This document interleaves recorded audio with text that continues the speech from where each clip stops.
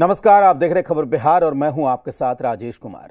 लोकसभा चुनाव का 4 चरण खत्म हो चुका है और अब बारी है 5वें चरण की। तो 20 मई को बिहार की 5 सीटों पर वोट डाले जाएंगे और बिहार की इन 5 सीटों में कौन कौन सी सीटें हैं वो आपको बता दें। सारण, हाजीपुर, मुजफ्फरपुर, सीतामढ़ी और मधुबनी। आज इन सीटों पर शाम 5 बजे प्रचार का शोर थम गया।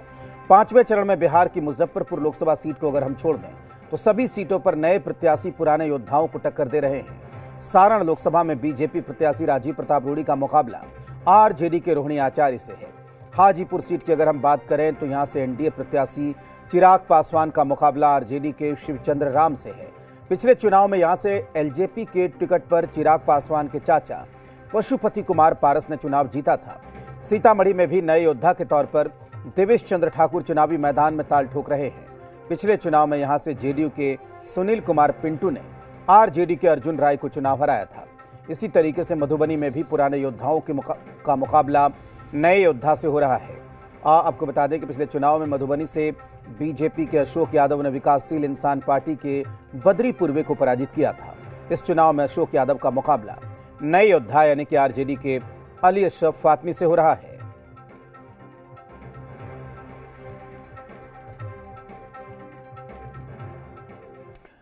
और इसी खबर पर ज्यादा बातचीत करने के लिए हमारे साथ जुड़ गए हैं ब्यूरो चीफ पटना रजनीश से बात करेंगे। रजनीश, तो 5 सीटें बेहद अहम है जहां पर चुनाव प्रचार का शोर आज शाम 5 बजे थम गया है। देखिए, 5वें चरण के चुनाव को लेकर चुनाव प्रचार अभियान आज थम गया है और प्रचार का शोर थमा है, लेकिन अब मतदाताओं की बारी। हालांकि इससे पहले तमाम जो दिग्गज हैं उन्होंने अपनी पूरी ताकत झोंकी है दोनों खेमों की ओर से। साथ ही साथ जो प्रत्याशी हैं, उम्मीदवार हैं इन 5 क्षेत्र में, उन्होंने भी अपनी पूरी ताकत झोंकी है। अब उनकी प्रतिष्ठा दांव पर है। साथ ही साथ जिस तरीके से कैंपेन चलाया गया है तो जो बड़े बड़े चेहरे हैं उनकी इज्जत भी इस चुनाव में दांव पर है। अब हाजीपुर की बात हो या फिर सारण यानी छपरा सारण लोकसभा की बात हो, मुजफ्फरपुर की बात हो और सीतामढ़ी और मधुबनी, इन 5 जगहों पर यदि आप देखें तो हाजीपुर में दिग्गज चिराग पासवान, इसके अलावा शिवचंद्र राम। अगर छपरा की बात कर ले तो सारण से राजीव रूडी और साथ ही लालू प्रसाद की बेटी रोहिणी आचार्य। और अगर बात करें देवेश चंद्र ठाकुर जो है सीतामढ़ी से, वहाँ पे सुनील कुमार पिंटू का टिकट काटकर जेडीयू ने उम्मीदवार बनाया है और विधान परिषद के मौजूदा सभापति हैं, तो उनकी भी किस्मत दांव पर है और अर्जुन राय जो है यहाँ से उन्हें टक्कर दे रहे हैं। और अगर मधुबनी की बात करें तो जो अली अशरफ फातमी जो पूर्व केंद्रीय मंत्री है, उनका मुकाबला मौजूदा जो सांसद है अशोक यादव उनसे है। हालांकि ये 5 सीट जो है, अगर अभी की बात करें तो यहाँ पे एनडीए के जो उम्मीदवार हैं वो मौजूदा सांसद हैं, लेकिन इस बार का मुकाबला काफ़ी दिलचस्प है और कई जगहों पे उम्मीदवार जो है वो नए हैं और पहली बार इस लोकसभा क्षेत्र का जो उम्मीदवारी है वहाँ से वो अपने आप को मतदाता के सामने उनके जो राजनीतिक दल और जो गठबंधन है उन्होंने वहाँ से उन्हें उतारा है। और अब ये देखना है कि मतदाता किस तरीके से यहाँ पे मतदान करते हैं। चाक चौबंद सुरक्षा व्यवस्था समेत तमाम प्रशासनिक तैयारियाँ जो है वो पूरी कर ली गई है। इसके अलावा यदि बात करें तो राजनीतिक पार्टियों ने भी अपनी पूरी ताकत झोंकी है। छपरा की अगर बात करें सारण में, यहाँ पे जो आरजेडी की उम्मीदवार है रोहिणी आचार्य, उनके लिए न सिर्फ लालू प्रसाद बल्कि राबड़ी देवी, तेजस्वी यादव, तेज प्रताप, तमाम लोगों ने एक बार नहीं कई बार यहाँ पे जाकर चुनाव प्रचार अभियान को गति दी है और अपने पाले में मतदाताओं को गोलबंद करने को लेकर लोगों से अपील की है। उसी तरीके से अगर बात करें तो जो एनडीए के उम्मीदवार हैं उनको लेकर भी तमाम दिग्गज इस 5 लोकसभा क्षेत्र में, चाहे वो प्रधानमंत्री नरेंद्र मोदी हो या फिर केंद्र के बड़े मंत्री हों और साथ ही साथ महागठबंधन के घटक दल के शीर्ष नेता हों, इन तमाम लोगों ने अपनी पूरी ताकत जो है इन 5 क्षेत्र में कई बार झोंकी है।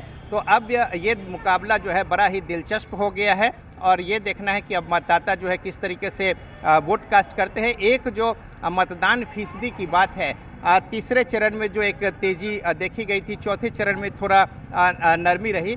इस बार उम्मीद जताई जा रही है कि 5वें चरण में मतदान फीसदी में बढ़ोतरी हो और इसको लेकर प्रशासनिक तमाम जो महकमे हैं उन्होंने भी जमकर जागरूकता अभियान चलाया है, एक दूसरे से मिलकर और कैंपेन को गति दी है। साथ ही साथ राजनीतिक पार्टियों ने भी और उम्मीदवारों ने भी इस बात को लेकर अपील की है कि लोग घरों से बाहर निकले।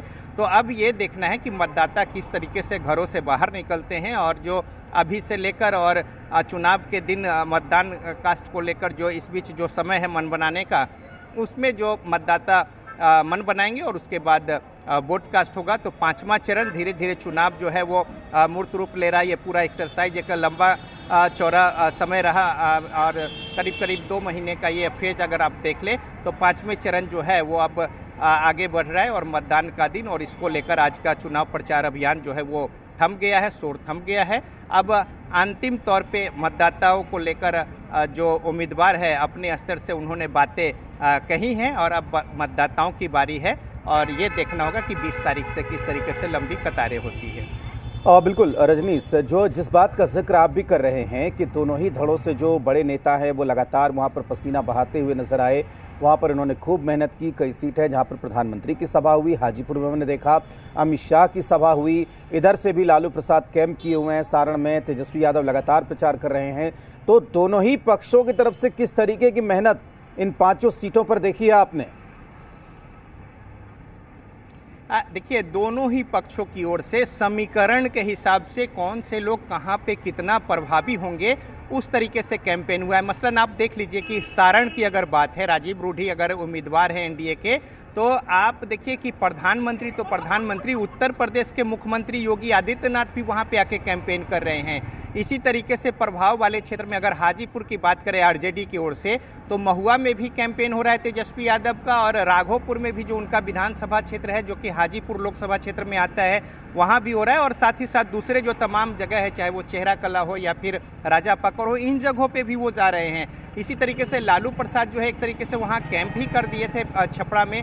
और ऐसे ही दूसरे जगहों पे भी देखें तो सामाजिक समीकरण के तहत जिनका जहां पे जिस तरीके से प्रभाव है, मुजफ्फरपुर की लड़ाई बहुत ही दिलचस्प है और अजय निषाद की इज्जत जो है वो दाव पे है। इस बार अजय निषाद का टिकट बीजेपी ने काटा है और यहां से राजभूषण निषाद को उम्मीदवार बनाया है, जो पिछले बार अजय निषाद से 3 लाख से ज़्यादा वोट से हारे थे।